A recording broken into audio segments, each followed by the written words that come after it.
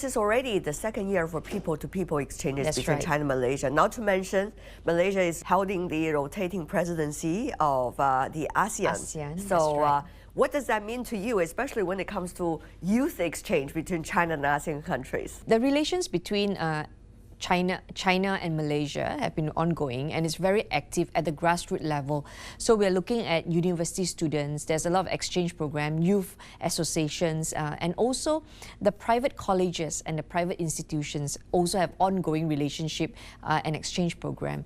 So this year, with Malaysia being the chair of ASEAN, there are just more coordinated efforts and more programs being organized at this level to also involve China. So we have, especially for us, we have ASEAN and China exchange in wushu, especially to promote the women martial athletes. art. Oh, okay. Yes. So there will be many conferences like this, and just coming together to exchange knowledge and exchange talent, training camps, all those ongoing plans to roll out this year. Tell me more about what are the responses coming from young people. You know, they are back from the youth exchanges with their Chinese counterpart. What are they telling you? Or the sports men and women, after their interaction with their Chinese peers, what are they telling you? You know, China has always been the preferred destination for training camps for our athletes. Some of our coaches here for diving, for example, the coaches are from China.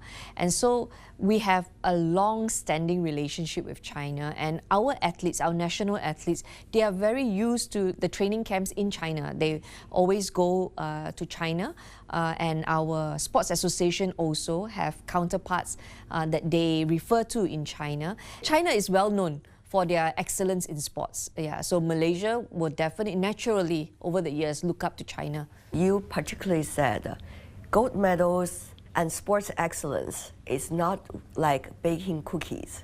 For 20 minutes, then it's done. That's right. It is a very long process. Yeah. It is also about how grassroots work with the best of the athletes of the country. How does that work in Malaysia? Tell us more about that. Now, with post-COVID, every child is given a gadget. So it's becoming so challenging to get them to be physically active again, to sweat it out. So we're going back to basic. It's so important to be physically active. Just go out and sweat, and not just be playing on your gadget. So this is the era that we're in. And when you have senior athletes retiring, and you have the junior ones not quite there, the nation then is expecting immediate relief and immediate results. And so that's difficult, because while we put in our money and effort, we must remember that other countries are also doing the same. Oh, yeah. Yes. So there's a lot of restarting that needs to happen. So we are doing that at the grassroots level, looking at what other grassroots programs, how we strategically place our money in different sports, different strategies to... What have you chosen? We are definitely looking at the traditional sports. So sepak takraw is a traditional sport for Malaysia. I just launched it just now, just a while ago, and just looking into, you know, which sport can promote our strength better, and it's not expensive, and it will give Malaysia an advantage over other nations. So we need strategy, and we also need to learn from other more successful countries. So when it comes to high performance sports, we partner with Japan. Like I said, China is a constant partner of Malaysia, and we're here just to learn how others do it. Yeah. Over the years, we see friendship has been nurtured through sports. For example, one of the most well-known badminton player from your country, Li Zongwei, is such a household name in China. Yes. And everybody respects him because whether he's winning or losing, he's always presenting with his best, any moment. So I wondered, how do you see these kind of sportsmen and women excellence in Malaysia? And what does that say to us in a way about Asian values and Asian strength, if you look at the resilience of these sportsmen and women?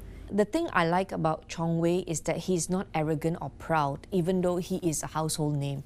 And he's very passionate about helping the juniors and helping the younger ones to develop a name in that sport. And so athletes like him very hard to find where you put the nation first and you put the juniors ahead. So this is something that I definitely want the younger athletes to learn, how to be selfless when you are successful, because sports excellence is all about patriotism and how you inspire others to play that sport.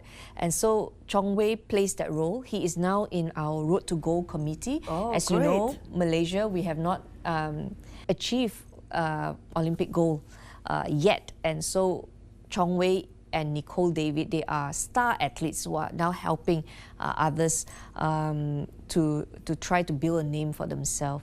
I have seen Chong Wei and Lin Tan together, and that kind of sportsmanship. His Chinese counterpart. Yes, where you fight each other in court, but the moment you leave the court, you are the best of friends.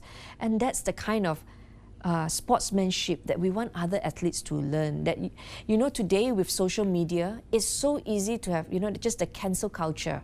You write each other off online, and as though that person does not exist.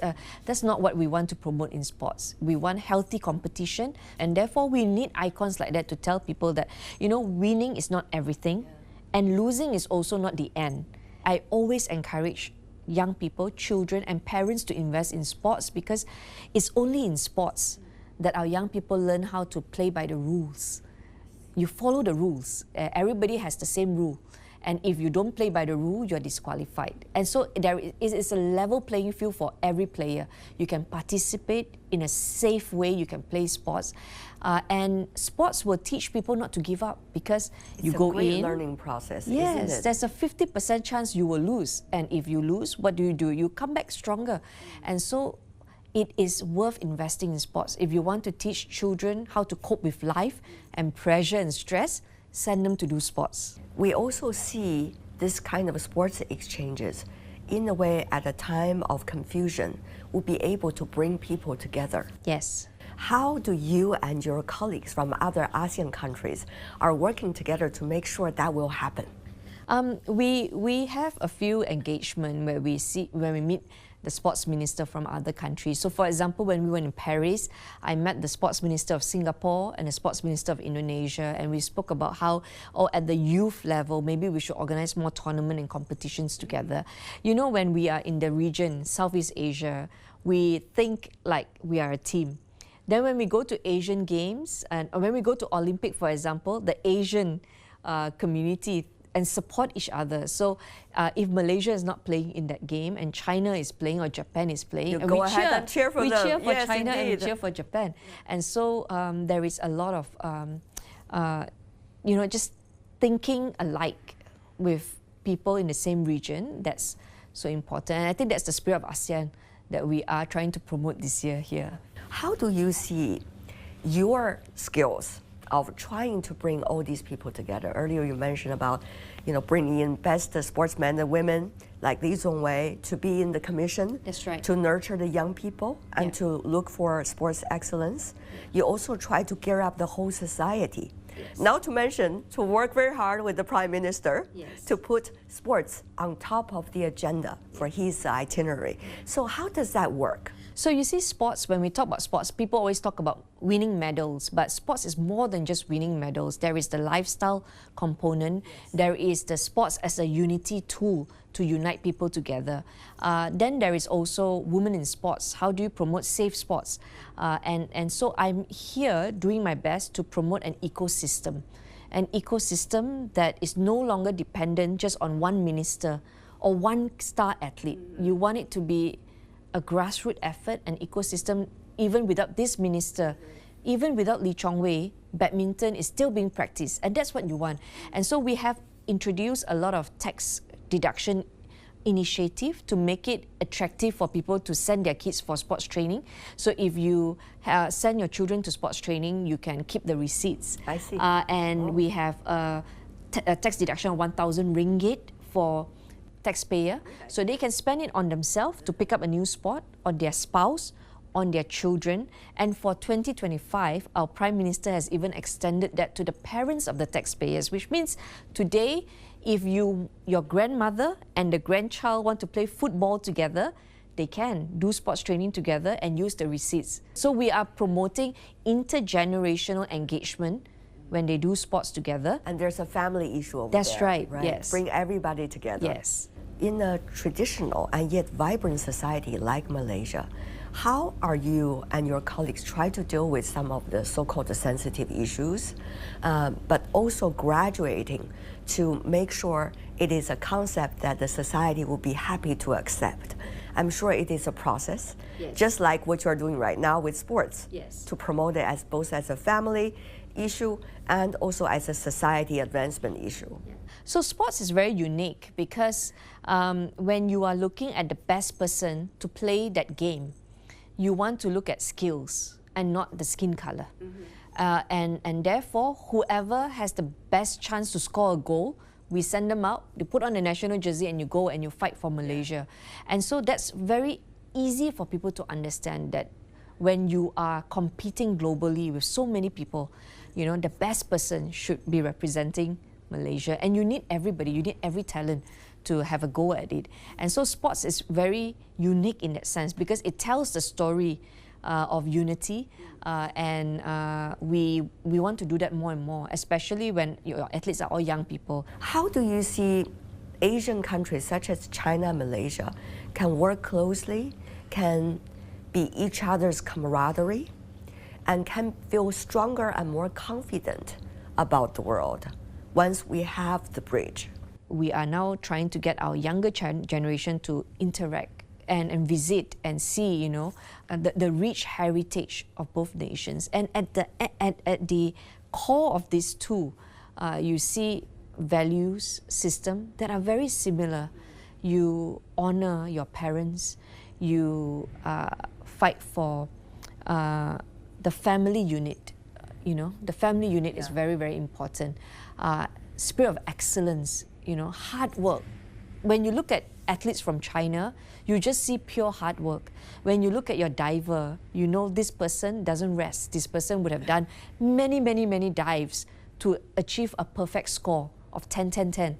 And so there's so much that I think we can learn from China, and China has opened their hands to say we are here to help in whatever way. And so that's something that will continue to grow, and I believe with government support it will just accelerate. But even without government support, we know at the grassroots level there's a lot of exchanges happening.